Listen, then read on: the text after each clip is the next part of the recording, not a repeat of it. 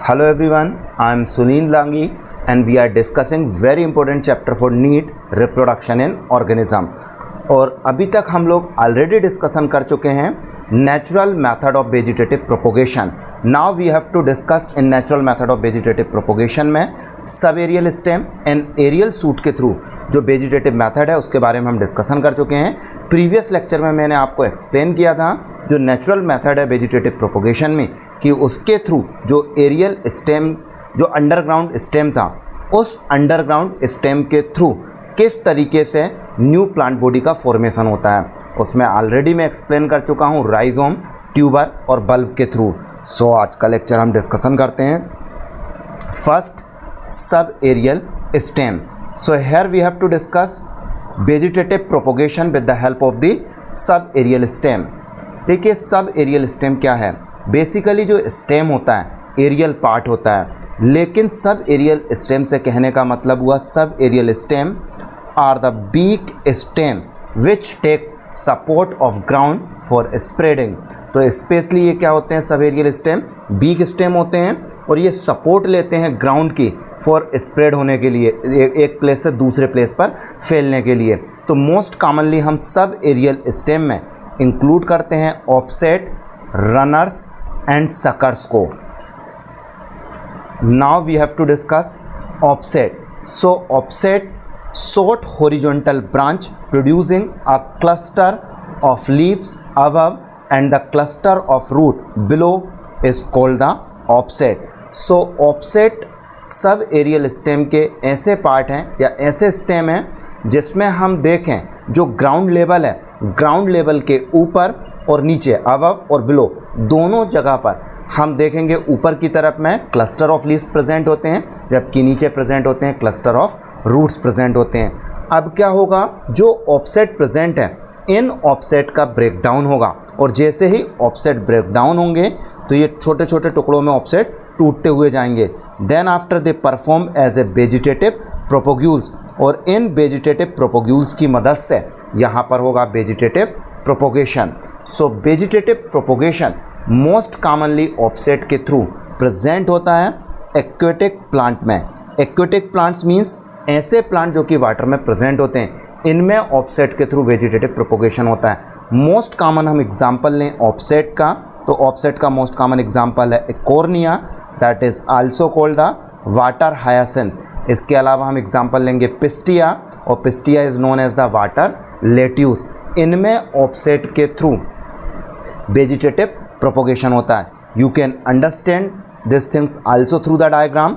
सो diagram में आप लोग देखेंगे यहाँ पर ये जो प्रेजेंट है this is called the cluster of leaf. तो यहाँ हमने लिख दिया this is present clusters of leaves. फिर आप देखेंगे जो ऑफसेट में हम बात करें this is called the clusters of root. तो यहाँ पर प्रेजेंट होता है that is called the clusters of roots. अब जब और दिस स्टेम लाइक स्ट्रक्चर और this is the stem, this stem is called the offset. अब क्या होगा, ऑफसेट के थ्रू जब वेजिटेटिव प्रोपोगेशन होगा, सपोज यहाँ पर ये ऑफसेट है, ये ब्रेकडाउन होगा और ब्रेकडाउन के बाद ये फॉर्मेशन करेगा एक न्यू प्लांटलेट्स का फॉर्मेशन करेगा। फिर से इससे में डेवलप होगा offset. So this structure is called the offset और फिर से ये ऑफसेट डेवलप होगा, this is called the cluster of leaves और ये ब्रेक डाउन होगा। यहाँ से फिर से ये नए प्लांट बॉडी का फॉर्मेशन करता है। तो इस तरीके से ऑफसेट के थ्रू वेजिटेटिव प्रोपोगेशन की मेथड होती है। नाउ हम इसी ऑफसेट में समझ रहे हैं टेरर ऑफ बंगाल, जो कि बहुत फेमस क्वेश्चन है नीट के लिए। सो देखिए terror of Bengal is caused by the water hyacinth. ये टेरर ऑफ बंगाल के पीछे जो रीज़न है कि आखिर टेरर ऑफ बंगाल कौन से प्लांट बॉडी के कारण हुआ, तो याद रखें water hyacinth is responsible for the terror of Bengal, क्योंकि वाटर हायासिंथ को इंट्रोड्यूस कराया गया था बंगाल में। जो ब्रिटिशर थे वो लाए थे फॉरेन से, क्योंकि जो वाटर हायासिंथ या एकोर्निया है इसमें प्रेजेंट होते हैं ब्यूटीफुल फ्लावर्स, और जब इसमें beautiful flower and beautiful shape of leaves present थे इसके कारण इनको बाहर से इंडिया में लाया गया था और स्पेशली इंट्रोड्यूस कराया गया था कहाँ पर, बंगाल में। सो ये एक तरीके से हाईली इन्वेसिव एक्वेटिक बीट था जो कि बहुत तेज़ी से उस स्टैंडिंग वाटर में इसने ग्रोथ दर्शाई। जब इसने तेज़ी से टोटल जो स्टैंडिंग वाटर था उसमें ग्रोथ की तो बीट्स की तरह उस वाटर को टोटल को कवर कर लिया। जब वाटर बॉडी को कवर किया देन आफ्टर इस water hyacinth started drains oxygen from the water which leads to death of fishes. और जब वाटर हायासिंथ ने जो वाटर बॉडीज़ में ऑक्सीजन थी उसका यूज़ किया तो वहाँ पर वाटर में डिज़ोल्व ऑक्सीजन का अमाउंट कम होता गया और जब डिज़ोल्व ऑक्सीजन का अमाउंट कम हुआ सो धीरे धीरे जो फिश और एक्वेटिक एनिमल्स थे इनकी डेथ होने लगी। साथ में जो बंगाल के व्यक्ति थे या पीपल थे वो डिपेंड करते थे फूड सप्लीमेंट्स के लिए फिश पर, तो उनके सामने एक फूड की कमी आ गई, स्केर्सिटी क्रिएट हो गई क्योंकि वाटर हायासिंथ इतनी तेज़ी से टोटल बंगाल के पॉन्ड्स और वाटर बॉडीज़ में ग्रोथ हुआ तो वहाँ पर फूड मटेरियल की कमी हो गई, तो उसके कारण कोज हुआ टेरर ऑफ बंगाल। तो आप लोगों को ये बात समझ में आई होगी। तो देखिए यहाँ पर मैंने आप लोगों को एक्सप्लेन किया वाटर हायासिंथ और इकोर्निया या फिर हम देखें पिस्टिया, इनमें वेजिटेटिव प्रोपोगेशंस के लिए जो स्ट्रक्चर प्रेजेंट है that structure is called the offset. तो ऑफसेट के थ्रू इनमें वेजिटेटिव प्रोपोगेशन प्रेजेंट है। इकोर्निया और वाटर हायासिंथ के कारण कोज हुआ टेरर ऑफ बंगाल क्योंकि इस वाटर हायासिंथ में ब्यूटीफुल फ्लावर प्रेजेंट थे जिसके कारण इसको इंडिया में स्पेशली बंगाल में इंट्रोड्यूस कराया गया। और जब बंगाल में इसको इंट्रोड्यूस कराया गया तो ये तेज़ी से उसमें ग्रोथ हुआ वहाँ की वाटर बॉडी में और ऑक्सीजन को ड्रेन किया तो ऑक्सीजन की डेफिशिएंसी हुई और ऑक्सीजन की कमी के कारण फिशेस वगैरह की डेथ होने लगी और बंगाल का जो मेन फूड मटेरियल था वो फिश था, उसके कारण फूड की स्कैर्सिटी के कारण यहाँ पर कोज हुआ टेरर ऑफ बंगाल। और एक क्वेश्चन उठता है कि आखिर जो हम देखें इकोर्निया या वाटर हायासिंथ से हम आसानी से गेट रिड क्यों नहीं कर सकते, छुटकारा क्यों नहीं पा सकते, इसको डिस्ट्रॉय आसानी से क्यों नहीं किया जा सकता? क्योंकि इकोर्निया जो है उसका नेचुरल प्रेडेटर एब्सेंट है। नेचुरल प्रेडेटर मींस नेचर में ऐसा कोई भी ऑर्गेनिज्म प्रेजेंट नहीं है जो इसको डिस्ट्रॉय करता हो। जब नेचर में कोई भी इसका प्रेडेटर नहीं है तो ये तेज़ी से जो मल्टीप्लाई हो रहा है इसको रोकने के लिए हमारे पास नेचर ने ऐसी कोई मेथड नहीं दी है और ये वेजिटेटिव प्रोपोगेशंस के थ्रू तेज़ी से स्प्रेड होता है, तो इसी कारण से इसको हम आसानी से कंट्रोल नहीं कर सकते हैं। Now you have to understand the suckers. देखिए सब एरियल स्टेम में हमने देखा पहला रनर, सेकंड हम समझ रहे हैं सकर्स को। So suckers arise by axillary buds of underground part of stem.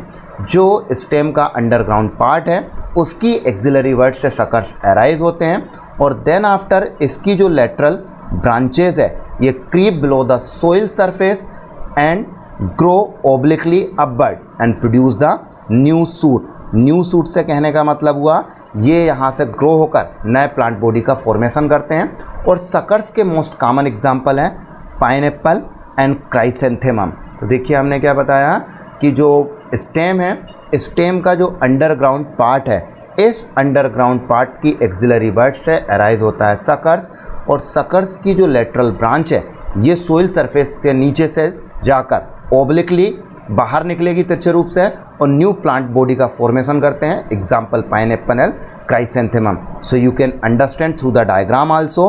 Suppose यहाँ पर ये हो गई सोइल सरफेस, यहाँ पर क्या है ये प्रेजेंट है, तो ये हमने बताया हेयर इज सोइल सरफेस। अब ये ऑलरेडी जो प्लांट प्रेजेंट है तो सकर्स का हम एग्जांपल ले रहे हैं, तो यहाँ से ये ओब्लिकली सूट निकलेगा, देन आफ्टर ये फॉर्मेशन करेगा न्यू प्लांट बॉडी का, तो this is called the suckers. और सकर्स के मोस्ट कॉमन एग्जांपल है pineapple and chrysanthemum. Now you have to understand the runner. तो runner is elongated prostrate sub aerial branch with long internode and root at node. Example हमने यहाँ पर लिया grasses का। तो रनर्स क्या है? Runners are the elongated prostrate sub aerial branch होती है जिसमें लॉन्ग इंटरनोड प्रेजेंट होते हैं और मोस्ट कॉमन एग्जांपल हम इसमें रहते हैं ग्रासेस। ये भी सब एरियल स्टेम में आते हैं जो कि सोइल सरफेस को टच करते हुए ग्रोथ करते हैं। तो यहाँ पर आप रनर्स ऑफ ग्रासेस समझ सकते हैं। एज्यूम कीजिए this is the soil surface और सोइल सरफेस को टच करते हुए ये जो ग्रोथ कर रहा है, so this is called the runners. सो इस तरीके से रनर्स के थ्रू अब ये रनर्स क्या होंगे, यहाँ से ब्रेक डाउन होंगे। सपोज ये ग्रोथ करते हुए जा रहा है और जब ये ब्रेक डाउन होंगे न्यू प्लांट बॉडी का फॉर्मेशन कर देते हैं। रनर्स के बाद now I will explain the aerial shoot. Sub aerial के बाद second we are discussing aerial shoot. Each segment of stem having at least one node and can form a new plant, this is called the aerial shoot. तो basically हम देखें जो stem में जो node present है वो नोड ही germinate होकर new plant body का फॉर्मेशन करते हैं। एग्जाम्पल हमने लिया शुगर केन और ओपनसिया का, तो डायग्राम के थ्रू आप समझ सकते हैं। यहाँ पर शुगर केन का डायग्राम हमने लिया है और ये शुगर केन में क्या प्रेजेंट है, नोड। अब इन नोड पर स्पेशली जो बर्ड्स प्रेजेंट होती हैं वो जर्मिनेट होकर न्यू प्लांट बॉडी का फॉर्मेशन करते हैं। So this is the aerial shoot जिसके थ्रू वेजिटेटिव प्रोपोगेशन होगा। Now you have to understand the bulbils. Bulbils are the large size fleshy buds which are specialized for vegetative reproduction. जो bulbils हैं वो specialize large size fleshy buds होती है और इनके थ्रू वेजिटेटिव प्रोपोगेशन होता है। जब बुलविल्स प्लांट बॉडी से डिटेच होकर फॉल डाउन होगी सोइल में और सोइल में जर्मिनेट होकर न्यू प्लांट बॉडी का फॉर्मेशन करती है। एग्जाम्पल हम इसमें लेते हैं agave that is called the century plant and oxalis, अनानास, Dioscorea and lily. Agave bulbil are modified floral birds that develop on the floral axis। तो एक तरीके से जो अगेव बुलविल्स हैं वो मॉडिफाइड फ्लोरल बर्ड्स होती है जो कि फ्लोरल एक्सिस पर इसका डेवलपमेंट होता है। तो यहाँ पर हमने क्या कहा, natural method of vegetative propagation में एक कॉमन मेथड है बुलविल्स और बुलविल्स के थ्रू भी वेजिटेटिव प्रोपोगेशन होता है जो कि most commonly agave, century plant, oxalis, अनानास एंड डायोसेरा एंड लिली में प्रेजेंट होता है। और यहाँ पर हम देखें जैसे ही इस प्लांट से जो बुलविल्स फॉल डाउन होगी वो ग्रोथ करके न्यू प्लांट बॉडी का फॉर्मेशन करते हैं। तो ये आप डायग्राम से समझ सकते हैं bulbils of agave. Now I will explain natural method of vegetative propagation also occurs through the leaves. अब लीव्स के बारे में हम डिस्कशन करें तो leaves of the several plant having adventitious buds help in vegetative propagation. So ऐसे कई plant हैं जिनमें लीव्स में एडवेंटिशियस बर्ड्स का फॉर्मेशन होता है और इनके थ्रू वेजिटेटिव रिप्रोडक्शंस होता है। मोस्ट कॉमन हम एग्जांपल यहाँ पर लें तो we have taken common example of the bryophyllum और इन ब्रायोफाइलम में एडवेंटिशियस बर्ड्स अराइज होगी from the notch present at the margin of leaf. जो लीफ है, लीफ की मार्जिन से एडवेंटिशियस बर्ड्स डेवलप होती है। देन आफ्टर वो मडी सोइल में ग्रोथ करके न्यू प्लांट बॉडी का फॉर्मेशन करते हैं। कॉमन एग्जांपल ब्रायोफाइलम के बाद हम देखें adiantum that is called the walking fern, कैलेंचो and begonia. इनमें भी मोस्ट कॉमनली लीव्स के थ्रू वेजिटेटिव प्रोपोगेशन प्रेजेंट है। कॉमन एग्जांपल जो कि नीट में पूछा जाता है लीफ बर्ड्स ऑफ ब्रायोफाइलम। ये ब्रायोफाइलम की लीफ है। अब यहाँ पर जो डेवलपमेंट हुआ there is development of the adventitious buds. तो ये डेवलप हो गए, यहाँ पर क्या लिखा हमने, एडवेंटिशियस बर्ड्स डेवलप हुई और ये एडवेंटिशियस बर्ड डिटेच होकर गिरेंगी और देन आफ्टर डेवलप होकर न्यू प्लांट बॉडी का फॉर्मेशन करते हैं। Now you have to understand the root. देखिए root is also responsible for the vegetative propagation. One of the prerequisites for vegetative reproduction is presence of birds। देखिए जहाँ भी vegetative propagation होगा और vegetative propagation में roots का भी role होता है। अब रूट्स में बेसिकली हम देखें बर्ड्स की प्रेजेंस स्पेशल कैरेक्टरिस्टिक्स होता है स्टेम का, लेकिन फिर भी कुछ रूट में भी बर्ड्स प्रेजेंट होती है और जब ये बर्ड्स जर्मिनेट होगी तो न्यू प्लांट बॉडी का फॉर्मेशन करती है। Though bud is mainly the feature of stem but in some plant root में आल्सो बियर्स द बर्ड, और देन आफ्टर ये डेवलप होकर न्यू प्लांट बॉडी का फॉर्मेशन ले करते हैं। तो ये एडवेंटिशियस बर्ड्स स्प्राउट होगी और देन आफ्टर न्यू प्लांट का फॉर्मेशन होगा। Most common example is here dahlia. तो डहेलिया में जो वेजिटेटिव प्रोपोगेशन है वो रूट्स के थ्रू होता है। सो आई होप आज का लेक्चर आप लोगों को समझ में आया होगा। Thank you very much. Like, subscribe and share.